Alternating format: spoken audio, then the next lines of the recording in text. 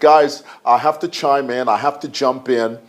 Just a few minutes ago, I was watching Bowman Lusambo in Parliament speaking, and I must tell you, watching and listening to Bowman Lusambo speak in Parliament is like watching a train wreck in slow motion.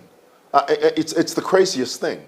Bowman has this habit of exaggerating. He sort of aggrandizes everything he said. Remember a few years ago, he tells this crazy story about how he had some friends who had migrated to the States and they hadn't been to Zambia in several years. But when they came back, they were driving along a very busy road here in Lusaka. And for a moment, they didn't know where they were. They said, look, are we in Zambia or are we in Los Angeles?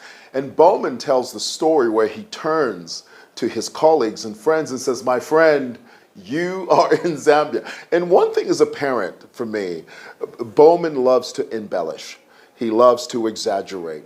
He loves, in a sense, to just be untruthful. And then, on top of all of this, he says to the members of parliament from the ruling party, he says, if you don't pay back this money come 2026, you're going to jail.